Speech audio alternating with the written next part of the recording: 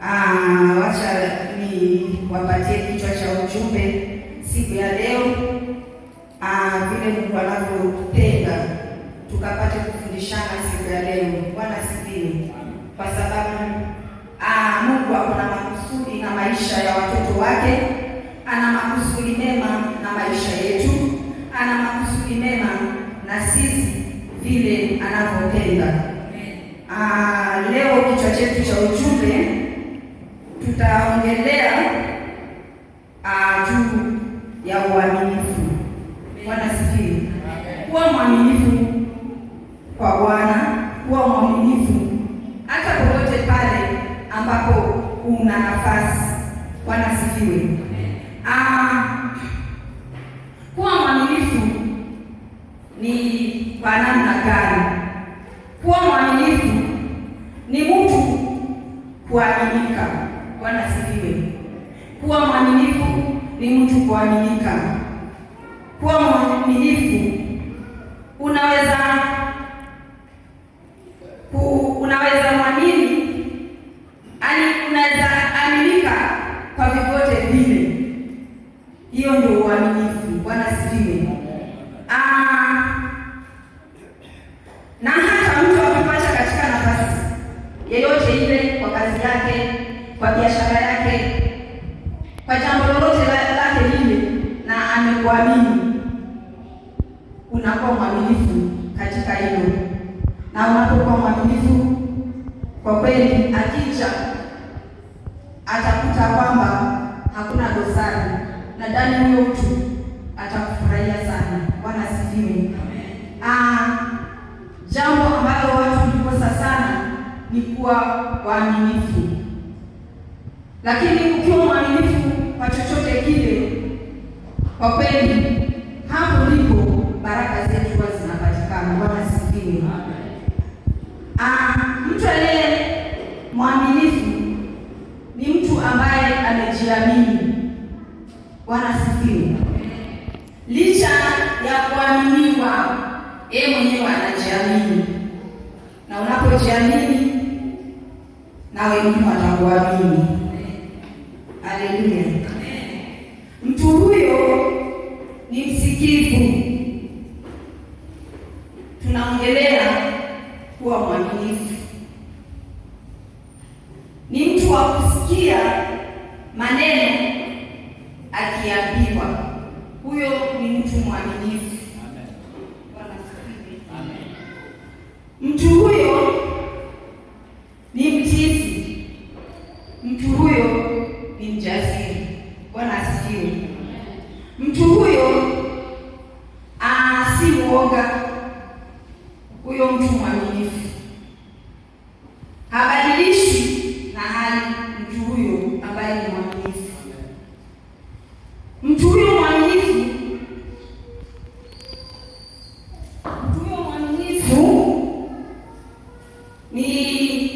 ni mnyenyekevu. Bwana asifiwe. Mambo yake ama njia zake zimenyoka. Bwana asifiwe. Tunaongelea mtu mwaminifu. Bwana asifiwe. Mtu huyo mwaminifu ni mtu ambaye anajiamini.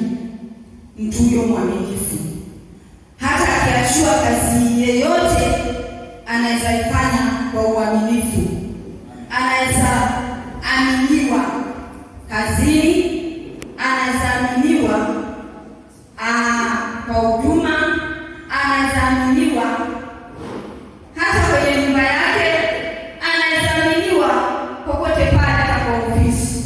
Huyo mtu mwaminifu. Haleluya. Nikawa nasoma, wacha tuende tuangalie yule mtu anakaa namna gani, mtu ambaye ni mwaminifu. Bwana asifiwe. Twende katika kitabu cha Danieli 6.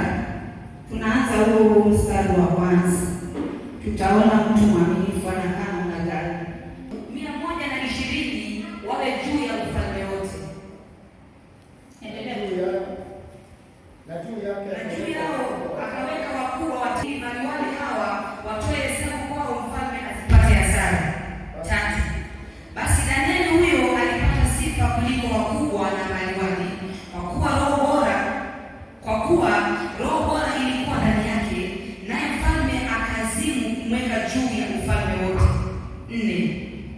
mawaziri na maamiri wakatafuta sana kwa sababu za kumshtaki Danieli kwa habari za mambo ya ufalme, lakini hawakuweza, kwa sababu wanakosa, kwa maana alikuwa mwaminifu, wala halikuonekana kosa wala hatia ndani yake.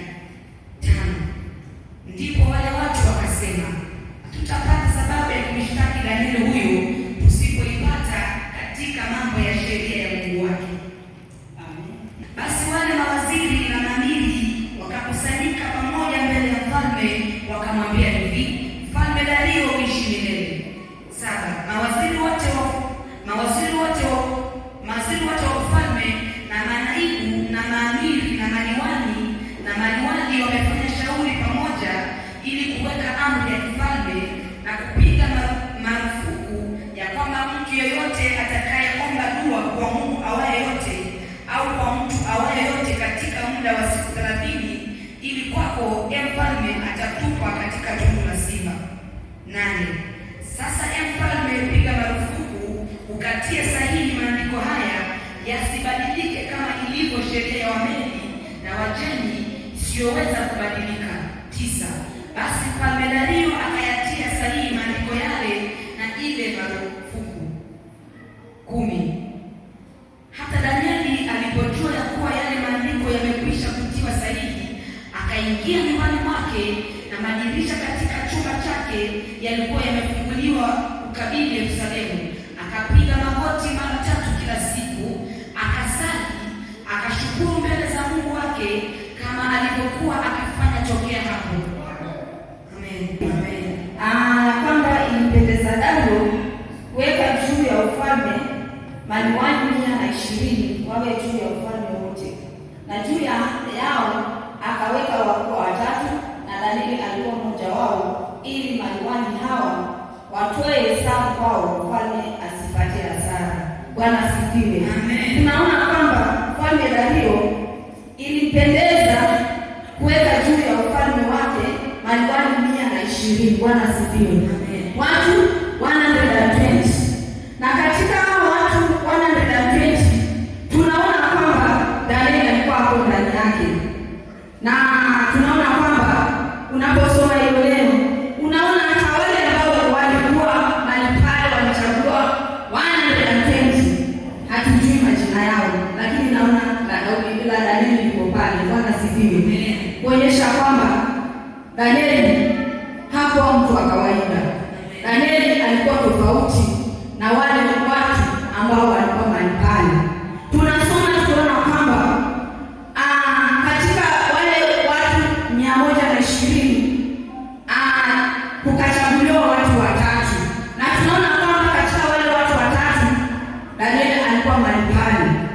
Tukiendelea kusoma tunaona kwamba Danieli akawekwa juu kusimamia hao wote kati ya wale wote. Bwana asifiwe. Amen. Bwana asifiwe sana. Ni kwa sababu Danieli tunaona alikuwa ni mtu ambaye anampenda Mungu. Danieli kupiga marufuku ya kwamba mtu yoyote atakayeomba dua kwa Mungu awaye yote au kwa mtu awaye yote katika muda wa siku 30, ila kwako mfalme atatupwa katika tundu la simba. Bwana asifiwe. Wakakusanyika, wakafanya vikao kwa ajili ya Danieli ili wamzime, lakini Danieli alikuwa ni mtu imara na strong. Bwana asifiwe. Wakamwelezea mfalme Dario ya kwamba sheria vile zinasema ya kwamba mtu, wacha tumtafute mtu katika Mungu wake, tutampata mahali pale. Na kwa kweli walijaribu, lakini hawakufaulu. Bwana asifiwe. Maana inasema kwamba mawaziri wote, mfalme na manaibu na maamiri na maliwali wamefanya shauri pamoja ili kuweka amri ya kifalme na kupiga marufuku. Bwana asifiwe. Ili wapige marufuku Danieli asitafute Mungu wake, Danieli asikae kumtafuta Mungu wake. Lakini namshukuru Mungu kwa sababu ya Danieli. Danieli alikuwa anajitambua. Danieli alikuwa mwaminifu. Danieli alikuwa anampenda Mungu wake. Danieli hakutingizika. Danieli alivaa